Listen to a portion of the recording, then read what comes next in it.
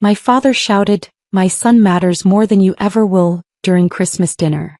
So I quietly set down my fork, left without drama, and stopped the $18,000 monthly mortgage payment that was keeping them from losing their house in 60 days.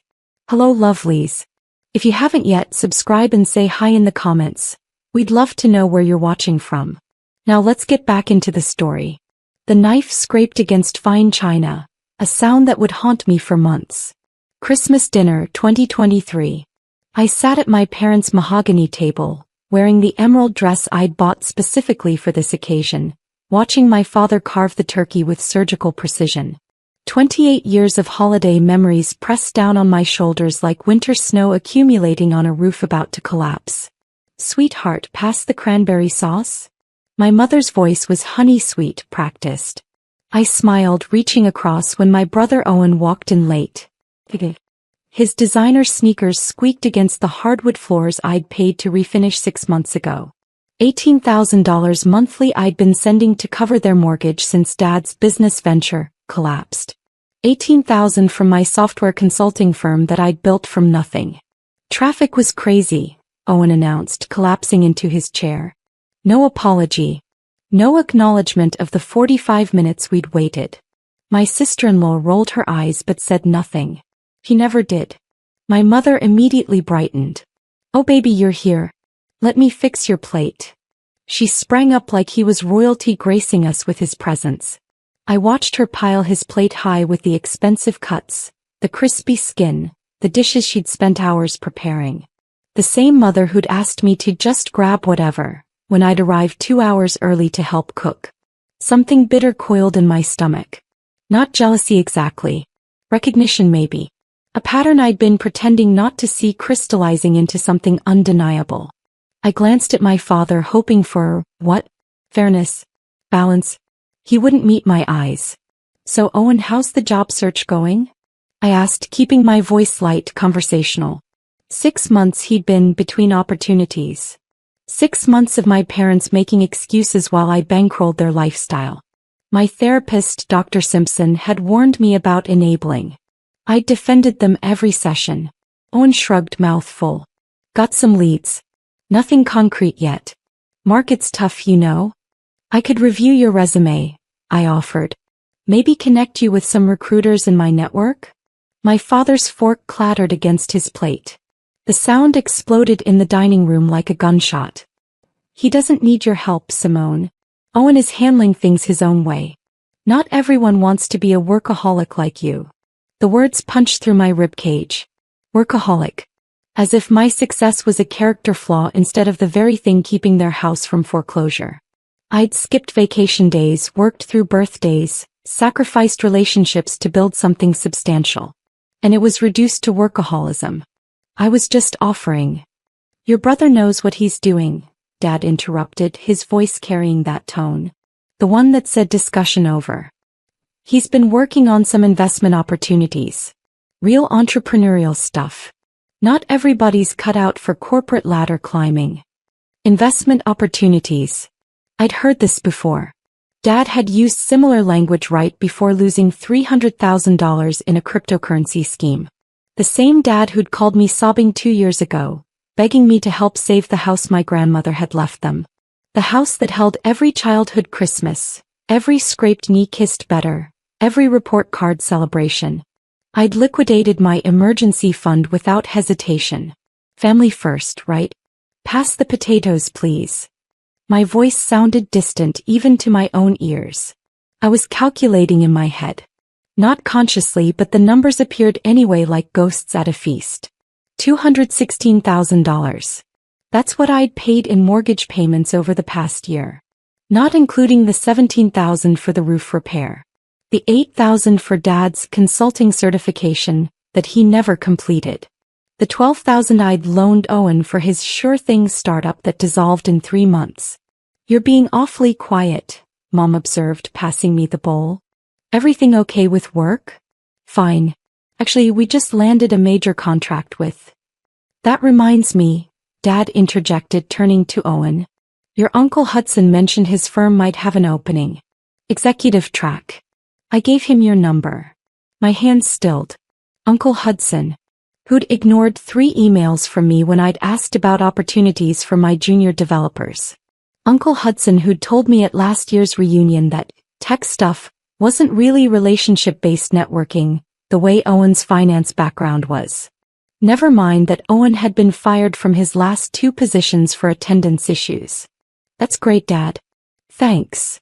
Owen grinned, the same charming smile that had gotten him out of trouble since childhood. The same smile I'd watched him use on creditors, ex-girlfriends, and our parents every time consequences approached his orbit. I took a sip of wine, expensive Pinot Noir I'd brought, and studied my family. Really looked at them for maybe the first time in years. The way Mom's eyes tracked Owen's every movement with maternal devotion. The way Dad's posture straightened with pride when addressing his son. The way neither of them had asked me a single meaningful question all evening. So we're thinking of updating our wills, Dad announced during dessert, his tone casual like discussing paint colors. My mother's sweet potato pie sat half-eaten on my plate, suddenly tasteless. Just getting our affairs in order, you know how it is.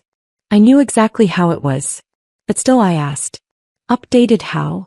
Mom shifted uncomfortably, a tell I'd learned to read at age 7. Well, honey, the house will go to Owen. It just makes more sense since he's the one with children, or well, planning to have children soon. She glanced at Owen's wife, who looked equally surprised by this announcement. I've been paying the mortgage, I said quietly. Facts, just facts. For over a year. Which we appreciate, Dad said quickly, like checking a box. But Owen needs stability for his future family. You're established. You've got your business, your condo. You'll be fine. You'll be fine. 3 words that erased $200,000 of filial devotion. 3 words that said my contributions were expected, not valued. 3 words that confirmed what I'd been trying not to know. What about Grandma's wishes? I pressed, my voice steadier than my hands. She left the house to both of you equally. She always said it was for both of us, me and Owen. Your grandmother didn't understand modern economics, Dad replied, dismissive. The property value has increased significantly. It's a substantial asset. Owen will need it. And I don't. You don't have children, Simone. Mom's voice carried an edge of reproach, as if my childlessness was a personal failure rather than a choice. Owen will need to provide for his family. I let the silence stretch, watching Owen avoid my gaze while cutting into his pie. He knew. He'd always known. Golden child syndrome, Dr. Simpson had called it. Can I say something? Owen's wife, Susie, spoke up suddenly. Everyone froze. She rarely involved herself in family dynamics, preferring to scroll through her phone during gatherings. Simone, don't you think it's fair? Owen is the son. He's supposed to carry on the family legacy. The room tilted slightly. Carry on the family legacy. With my money. Using my sacrifices as stepping stones. What legacy? The question escaped before I could stop it. The legacy of bad investments? Of borrowing money and calling it networking? Of expecting someone else to clean up the mess? Simone. Mom's voice cracked like a whip. How dare you speak to your brother that way? I'm not speaking to Owen. I'm speaking to everyone. I've paid over $200,000 into this house in the past year. I've covered Dad's business losses, Owen's failed ventures, the roof, the furnace, We didn't ask you to do that, Dad interrupted, his face reddening. You offered. You wanted to help family. Now you're throwing it in our faces like some kind of martyr. The word martyr hung in the air, ugly and accusatory. I'd been called ambitious, aggressive, intimidating by past boyfriends who couldn't handle my success. But never martyr. Never by my own father for the crime of keeping his roof overhead. I'm not throwing anything. I'm asking for basic recognition that what? That you're so much better than us. Owen finally found his voice, defensive. That your tech money makes you superior? Some of us didn't get the lucky breaks you did. Lucky breaks. As if I hadn't worked 80-hour weeks. As if I hadn't taught myself coding at the public library because we couldn't afford courses. As if luck had anything to do with it. Lucky breaks. I repeated slowly, carefully.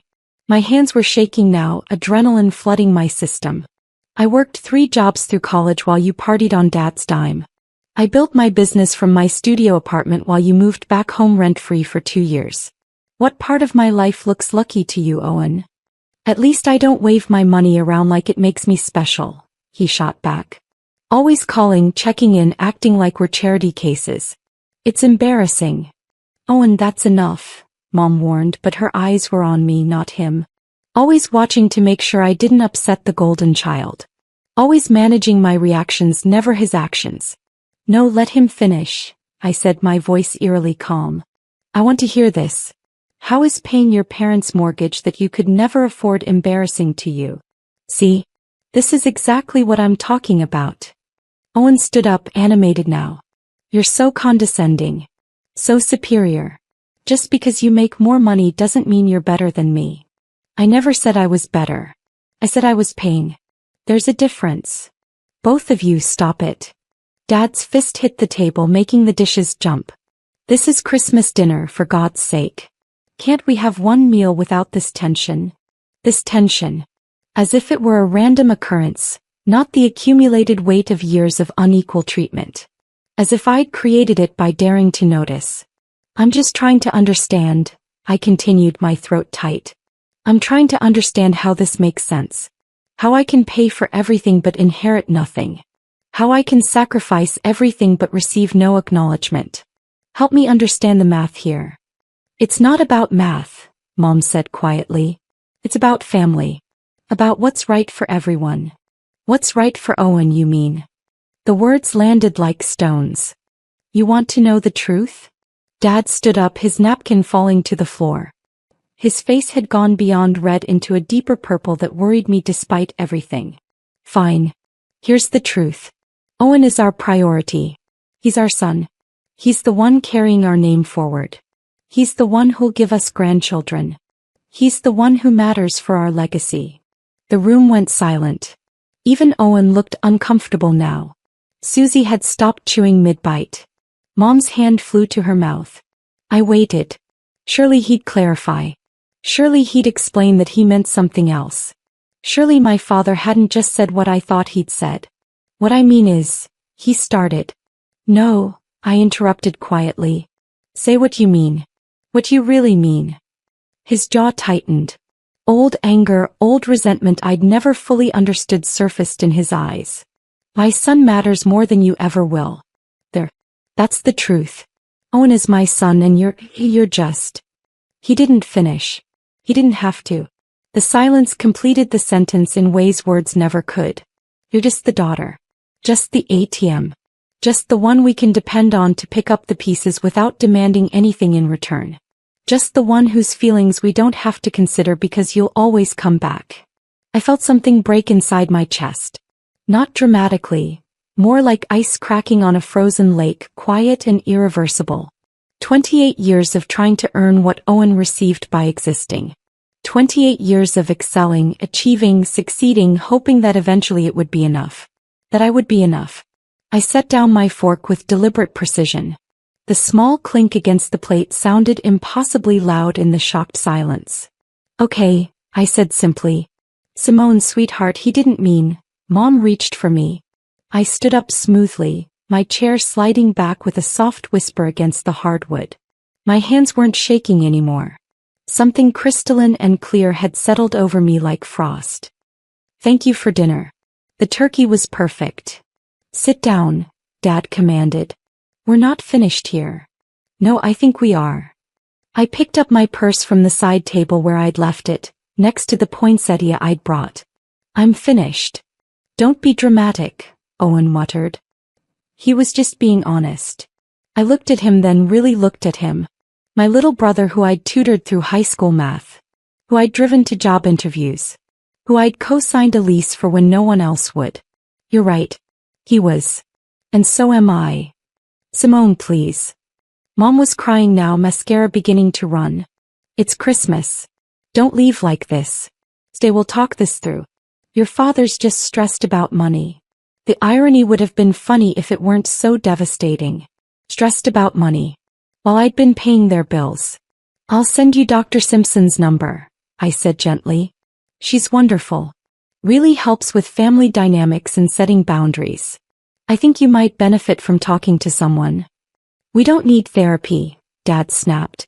We need you to stop being so sensitive. So I said Owen matters more, he's my son. Of course he matters more. That's just biology, that's just how it is. Why are you making this into some big thing? I paused at the threshold between the dining room and the foyer. Family photos lined the hallway. Owen's graduation. Owen's first car. Owen's scholarship award that I'd actually helped him win by writing his essay. One photo of me tucked at the end. My business award ceremony. I brought Mom and Dad as my guests. They'd left early because Dad had a golf game. I'm not making it a big thing, I said. You did. I didn't cry until I reached my car. Then it came in waves, ugly sobs that shook my whole body while Christmas lights twinkled mockingly on neighboring houses. Families inside, presumably treating each other with basic dignity. I sat in my Mercedes, paid for with my workaholic tendencies, and let myself break apart. My phone buzzed. I declined the call. Buzzed again. Declined. Declined. Susie surprisingly. Declined. By the time I reached my condo downtown, I'd received 17 calls and 43 text messages. I turned off my phone and poured myself whiskey. The expensive kind I usually saved for celebrations. Tonight felt like something worth marking even if I couldn't name exactly what. The next morning I called my bank. I need to cancel an automatic payment, I told the representative. She pulled up my account while I stared at my city view, watching people scurry through post-Christmas sales like ants on a mission. The $18,000 monthly transfer to James Mitchell? She confirmed. Yes. Cancel it effective immediately. May I ask? She started professionally. It's no longer necessary, I interrupted. The recipient is handling their own affairs now. After I hung up, I called my lawyer. Jonathan had handled my business contracts for 3 years. He knew me as sharp, decisive, unemotional in professional matters. John, I need to discuss some family financial entanglements. Everything okay, Simone? No. But it will be. I explained the situation clinically, leaving out the emotional devastation. The mortgage payments. The loans. The verbal agreements that were never repaid. He listened without interruption, the mark of a good attorney. Do you want to pursue repayment? He asked finally. I considered it. Briefly imagined court battles, family schisms made legal and official. No. I want documentation that I'm no longer financially responsible. That's all. Consider it done. Simone. For what it's worth. Good for you. Those 3 words shouldn't have meant so much. The first text came on New Year's Eve. Mom, Simone, the mortgage payment didn't go through. I'm sure it's just a bank error. Can you check? I didn't respond. January 3rd, Dad, your mother is worried sick. Call us. We need to discuss the mortgage situation. January 5th, Owen, look, I know Christmas got heated, but don't punish Mom and Dad over an argument. Be the bigger person. Be the bigger person. I'd been the bigger person for 28 years. It was exhausting. January 10th, my phone rang while I was in a meeting. Unknown number. I let it go to voicemail. Listen later. Ms. Mitchell, this is First National Bank calling regarding the Mitchell family mortgage. We've noticed the payment is past due. Please contact us at your earliest convenience. They'd given my number as backup contact when I'd started paying. Emergency purposes, they'd said. I deleted the voicemail. January 15th, Susie sent a long text. Simone, I know things are complicated, but Owen's parents are really struggling. They're too proud to beg, but they're scared. The bank is sending foreclosure warnings. Whatever happened at Christmas, do you really want them to lose their home? I stared at that message for a long time. Did I want them to lose their home? The home where my grandmother had taught me to bake cookies. Where I'd hidden behind the couch during thunderstorms. Where every holiday memory lived. But those memories were mine, not the house's. And they'd already decided I didn't matter enough to inherit it anyway. I typed, Owen can handle it. He's the son. The one who matters. I'm sure his legacy will include finding a solution. I hit send before I could second-guess myself. Then I blocked her number. Then Owen's. Then Mom's. Then Dad's. The silence that followed felt like breathing after years underwater. February brought Valentine's Day in desperation. My office receptionist buzzed me. "There's a woman here claiming to be your mother?" I'd wondered when they'd show up in person. "I'm in meetings all day. Please have security escort her out if she doesn't leave voluntarily." "Simone." Mom's voice crackled through the intercom and I could hear she'd been crying. "Please, baby. Just 5 minutes. Please." My hand hovered over the button. 5 minutes. What harm could 5 minutes do? Every harm. All the harm. Because 5 minutes would become reconciliation without apology. Would become rug sweeping. Would become me paying again because I couldn't watch them suffer, even though they'd had no problem watching me bleed. "No," I said simply. "Goodbye, Mom." The receptionist came to my office afterward, looking shaken. "She said to tell you they've received the 60-day foreclosure notice. She said you're killing your father with stress. She said," she paused. "She said some other things I don't think I should repeat." "Thank you, Jennifer. I appreciate you handling that professionally." After she left, I pulled up my bank account. The $18,000 I'd been sending monthly was still there. Still mine. I'd started a new savings account labeled Future. It was growing impressively. Turned out I had a lot of disposable income when I wasn't supporting 3 other adults. My phone rang. "Dr. Simpson, our standing appointment." "How are you doing?" she asked after pleasantries. "I don't know," I admitted. "Some days I feel free. Some days I feel like the worst person alive." "They're going to lose the house, Dr. Simpson." "My grandmother's house." "Your grandmother's house that they were leaving entirely to Owen?" "Yes." "While you paid for it?" "Yes." "Simone, say it with me. Their choices are not your responsibility." I couldn't. The words stuck in my throat like fish bones. March 15th. The day the house was auctioned. I knew because Uncle Hudson called from a number I hadn't blocked. "I hope you're happy," he spat. "Your parents are moving into a 1-bedroom apartment. Your mother's on antidepressants. Your father had a stress-induced health scare. All because you had to prove some feminist point." Feminist point. As if basic respect was political. As if not wanting to be an ATM was ideological.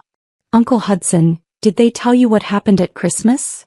I know you got your feelings hurt because they're leaving the house to Owen. Grow up, Simone.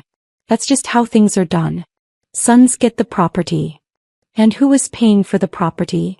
Silence. "Then, you offered to help." "Nobody forced you." "You're right. Nobody forced me. And nobody forces me to continue. Goodbye, Uncle Hudson." I hung up and immediately received an email. That. Subject line, "What we lost." Against my better judgment, I opened it. Photos. The house being cleared out. Mom's tear-stained face. Dad looking 10 years older. Owen loading boxes into a U-Haul, angry and defeated. The email text, "I hope you can live with yourself. I hope your pride keeps you warm at night. I hope you remember that you had the power to stop this and chose not to. You were always selfish, but I never thought you were cruel. I was wrong about you. Your mother and I have no daughter anymore." I read it 3 times. Each time I waited for the grief to hit. For the regret. For the overwhelming urge to fix everything. It didn't come. What came instead was clarity. They'd spent 28 years showing me who they were. I just finally started believing them. I deleted the email and blocked his address. Then I did something I'd never done before. I took myself out to the most expensive restaurant in the city and ordered everything I wanted without checking prices or feeling guilty. 6 months later, I sat in Dr. Simpson's office for what I knew would be one of our last sessions. "I keep waiting for it to hurt more," I admitted. "For the guilt to crush me. They lost the house. They're struggling. One had to take a retail job. Mom's in therapy finally. Dad's pride is destroyed. And okay. Does that make me a monster?" Dr. Simpson leaned forward, her expression gentle but firm. "Simone, let me ask you something. In all these months, has anyone from your family apologized?" I thought about it. Really thought. No. "Has anyone acknowledged how their treatment affected you?" No. Has anyone taken responsibility for their financial decisions that preceded your involvement? No. They blame me for everything. Then you're not a monster. You're someone who stopped setting yourself on fire to keep others warm. She paused. How's your business? Expanding. I landed 2 major contracts this quarter. I'm hiring 3 new developers. I'm thriving. And personally? I smiled, real and surprised. I joined a book club. Started dating someone. Nothing serious yet, but it's nice. I'm learning to paint. I haven't had a stress headache in 4 months. These are the things you couldn't do when you were paying $18,000 a month to people who didn't value you. That night, I received a final message. From Owen, somehow getting through my blocks. I finally understand why you did it. Not saying you were right, but I get it. Susie left me last week. Said I was just like Dad, expecting everyone else to carry me. Said I never appreciated what you did. He was right. I'm not asking for money. Just wanted you to know. I'm sorry. Really sorry. I stared at the message for a long time. Part of me wanted to respond, to rebuild, to hope that maybe now things could be different. But I'd learned something in these 6 months. Some bridges aren't meant to be rebuilt. Some families are assignments, not relationships. And sometimes the most loving thing you can do for them and yourself is to let go. I didn't respond. I did send a donation to a housing charity in my grandmother's name. Then I closed my laptop and looked out at the city lights, feeling something I'd rarely felt before. Free. If this story resonated with you, please like, subscribe, and share your own experiences in the comments below. Sometimes the hardest boundaries are the most necessary ones. Have you ever had to choose yourself over family? Let me know below, and remember, you're not alone in these struggles.